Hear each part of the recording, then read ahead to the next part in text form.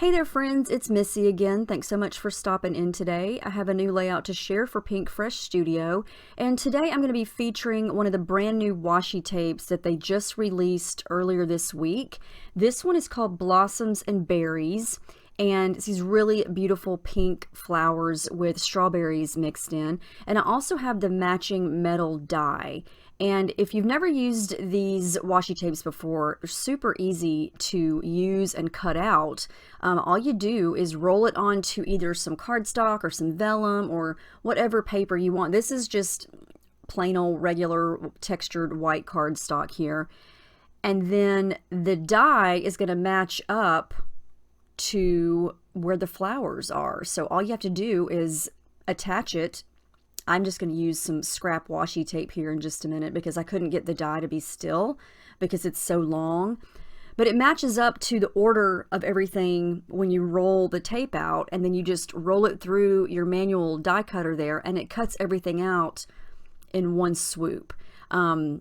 It's really easy to do. They did a release of similar styles of tape a few months ago, and so this is the next batch of these, and there are several different ones. This is the one that I received to play with, and so I'm going to do a pass through here on my little manual die cutter and just show you how easy it is to cut these out. And you could certainly fussy cut these with scissors, but look how fast and easy that is.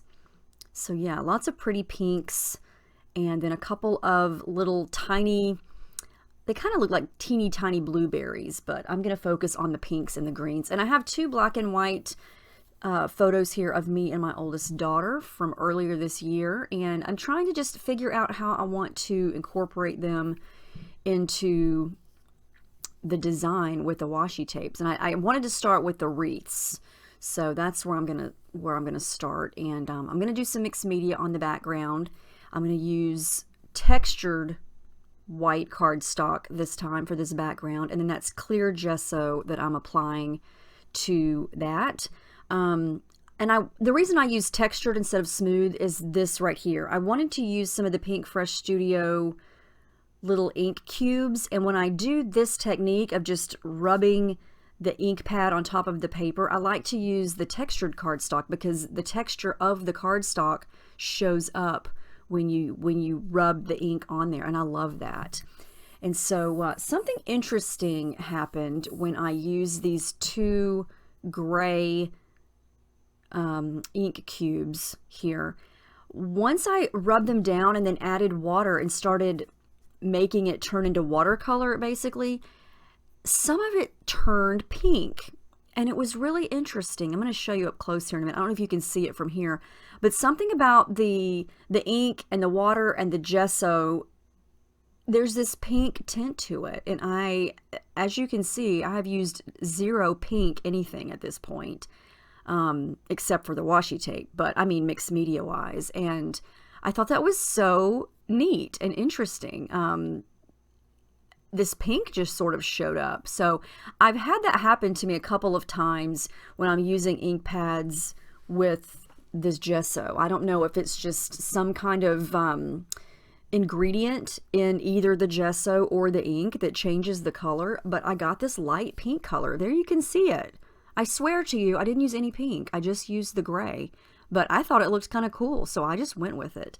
And I want to try to stack the two photos on top of each other. So I'm trying to do this big gray area kind of in the middle, so where you'll see it kind of peeking around the edges. I decided to add in a couple of sprays. This one is a shimmers called Gray Flannel, I believe, because I wanted to get kind of this dark graphite gray color since I'm using the black and white photos, and I'm going to have a lot of pink and green going on in this layout because of the washi tape. I wanted something different on the background. I wanted something neutral that would enhance the washi tape but also allow the photos to stand out. So I didn't want to go crazy with pink or green on the background, but apparently I'm going to have some pink on the background because of that interesting phenomenon with the ink pads there.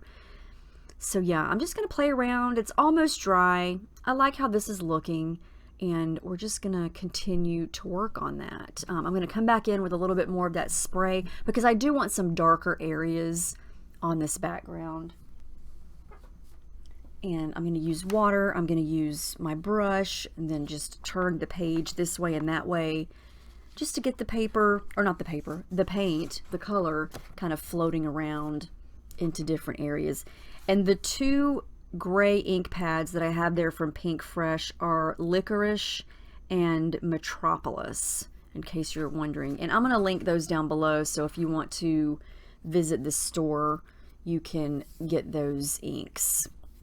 But yeah, right now this looks like a big gray wet mess, which mixed media tends to look that way a lot of times until you get it finished, until until it dries, and until you put everything back on top of it. It kind of looks that way. And my paper did warp a little bit because, like I said earlier, this is just textured white cardstock. So I let it dry and then I flattened it overnight, and I like how that's looking. And when I do that, I put some heavy paper pads. Like I have several big paper pads of pattern paper or cardstock, and I just lay them on top of it overnight so it kind of flattens it out so I can continue working on it the next day. So I decided to kind of go with the whole idea of that little bit of pink in the background and then add some more pink to it. And so I pulled out another one of my shimmer sprays. This one's called Ruby. And just kind of control how much I add. I don't want to go crazy. I'm going to mix in a little bit of an orangey color called Mango Tango. I'm trying to mix a couple of colors to get the pink from the flowers. And I also wanted to mention I'm using these sprays because the Pinkfresh Studio Liquid watercolors that I usually use are on clearance. They are discontinuing them, and the last time I checked there were only, I think, 4 colors left. They're only $3, and when they're gone, they're gone. So if you want to see what's left, I'll link those down below too. But yeah, they're almost gone, and once they are out of there, they are not coming back as far as I know. But yeah, I'm just going to add in a little bit of pink here and there to kind of pull from the pink in the flowers, but I want the dominant color on the background to be gray. So yeah, I'm gonna add some splatters and just keep working on it until I get it like I want it.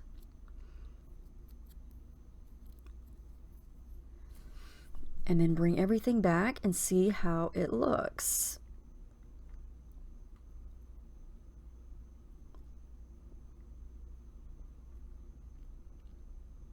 Then I decided to come back with some more of the gray to add gray splatters because, you know, I love gray splatters. And then I'm going to come back in with that dark gray Licorice and just kind of dab it on since the background is still slightly wet, and then use my finger to kind of smudge it because I wanted a couple of really dark gray areas, not necessarily black, but just dark gray to kind of match the photos there.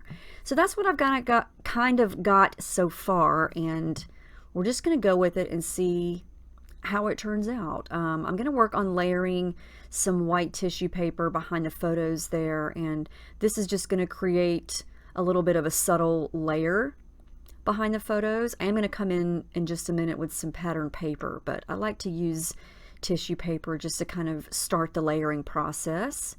And then this is a pattern paper from the Happy Blooms collection, which is the newest full paper collection from Pinkfresh Studio.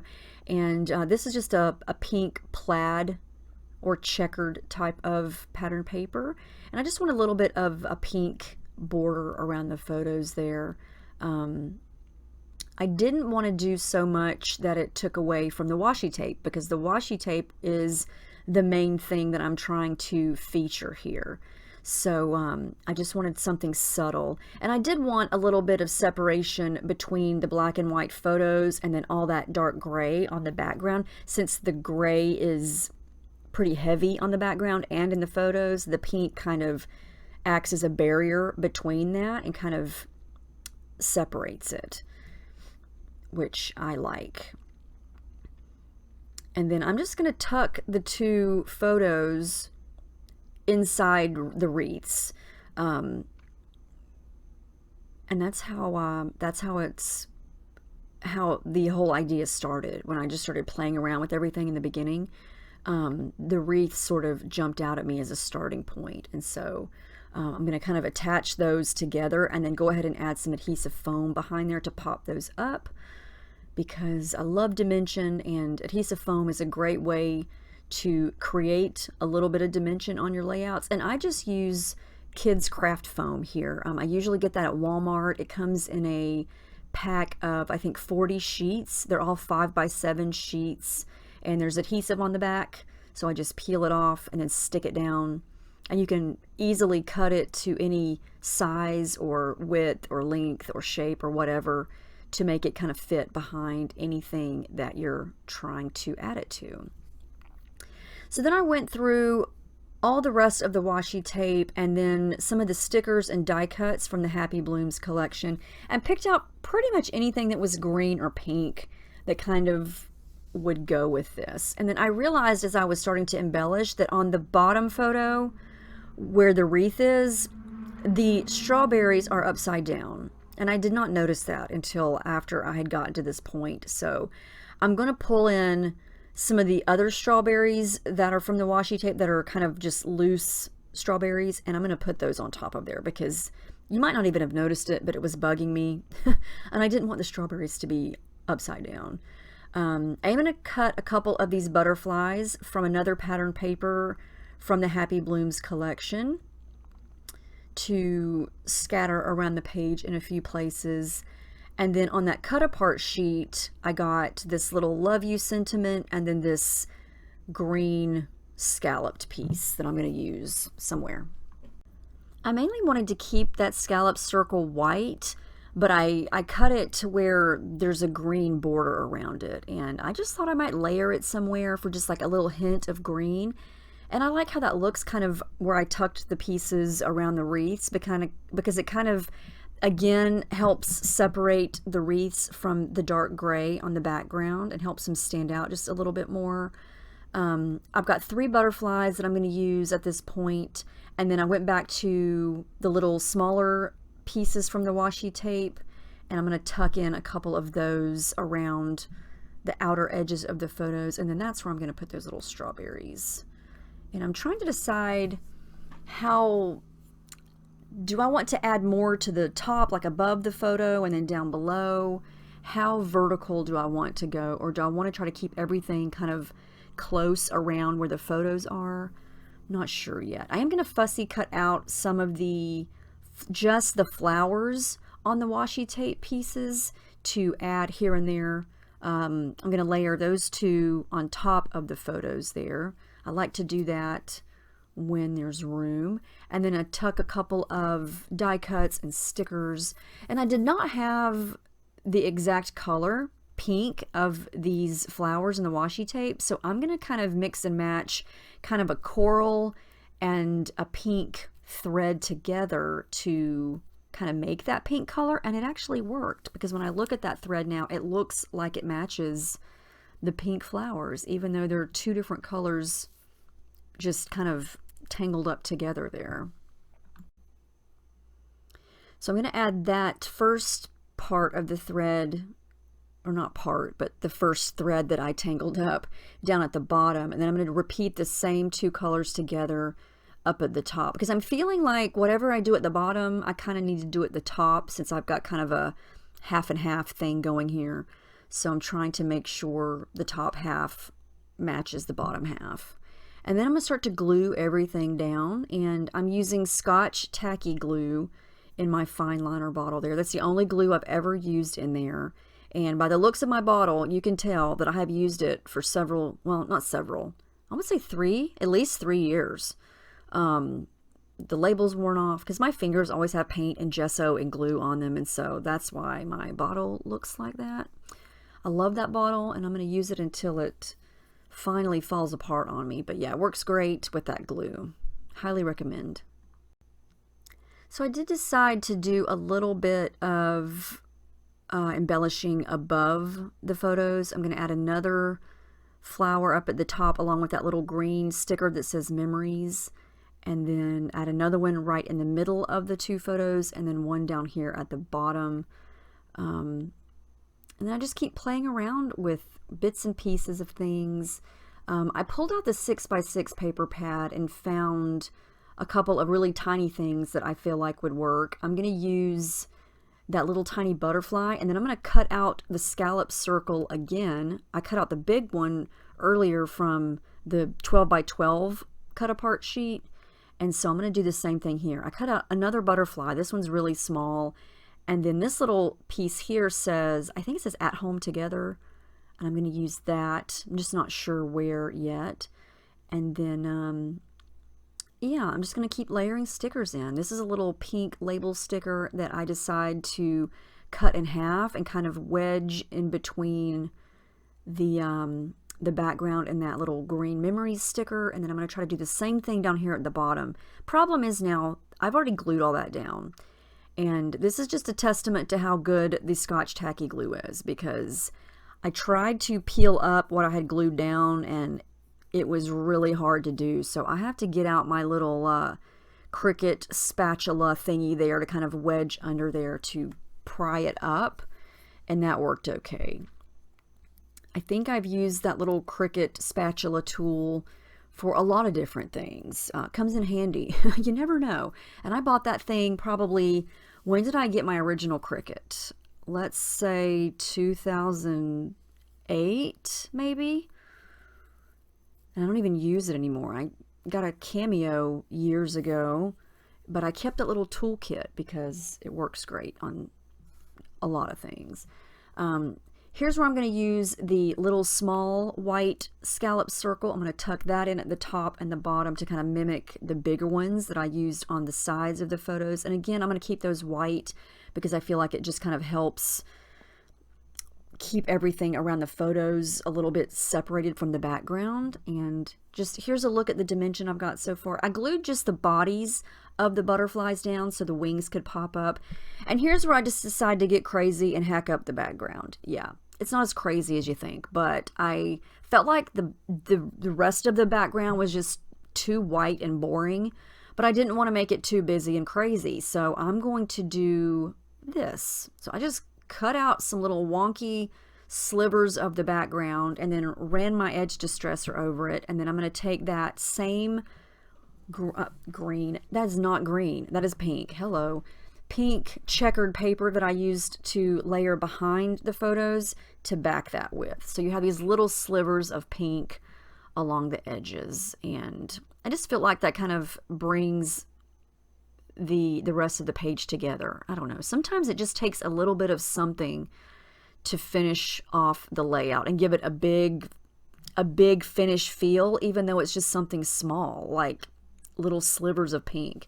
But yeah, I took a break, came back, and decided to do some stitching. So I got out my sewing machine and I used metallic gold thread, and I added stitching little trails behind all the butterflies, and then I did zigzag stitching along the edges where the white meets the pink. Because I don't know, there's some gold foiling. I didn't even mention this earlier. I don't even know if you could tell, but there are bits of gold foiling on this washi tape, and so I thought gold would be a good addition with the thread because it just adds a little bit of shine and kind of mimics the gold in the washi tape. And then I wanted to do some small clusters on the sides where the pink is, and so I cut another one of those little scalloped circles from the second copy of the 6x6 paper pad, and then I ran another pass of the washi tape through my cutting machine so I would have more flowers. But I didn't film that part because you'd already seen me do all that. But I'm going to pop some of these flowers up with some adhesive foam to create just a couple of little clusters there on the sides so they wouldn't be just boring pieces of pink paper. I wanted a little something extra, and again to use more of the washi tape since that's the focal point of this layout. So I'm going to keep working on that and then glue it all down. And I'm almost getting toward the end here. But yeah, I'm glad I did that on the sides. I feel like it just sort of brings everything together. And there's still plenty of open white space everywhere. So I feel like the white empty space balances out all of the busy parts, you know. I'm going to use some of the essential crystals here. I love these. I'm going to link those down below. I'm just using these light green ones. They're just these little bitty jewels that they're flat on the bottom and then kind of pointy at the top, and you can see through them. And they come in 3 different sizes. And so I'm going to scatter those around the page just to kind of pull out the green, since I've used a lot of pink. And yeah, I've scattered those all over the place in little clusters and glued all those down. You can see there how cool they look. They add great texture, dimension, sparkle. Love those. I've used those quite a bit on my Pinkfresh layouts, and we'll continue to use those because they're awesome. And then I decided to use the little alphas here. I'm just going to put My Girl at the bottom. I was looking for something small and short, and then I had all the letters of the same color, so we're just going to go with My Girl. And then I'm going to add the journaling over here to the right, and I do add some more splatters. I think I add some gold splatters at the end, but that's going to wrap it up. Here comes the final layout. I really like how this turned out. I think it's really pretty, and the washi tape is beautiful. I'm going to link that down below. There's several different new ones if you want to check those out. But I also wanted to say this is going to be my final layout for Pinkfresh Studio for the foreseeable future. The new term starts July 1st, and I decided to step down from the team. I've been on the team for 2.5 years, and I just need a break. Not anything to do with the team or the products. I absolutely love, love, love Pinkfresh Studio and everyone associated with it.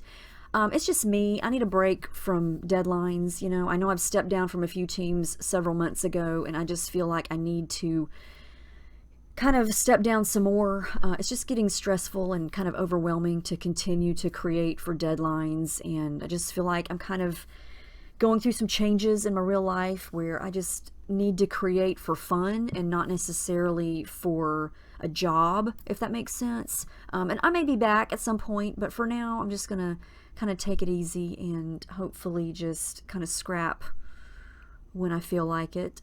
Still gonna be on the Paige Evans team for a little while, but for now this will be my final layout for Pinkfresh. I hope you enjoyed this. I'm gonna link everything down below. Thank you so much for watching, and I will see you next time.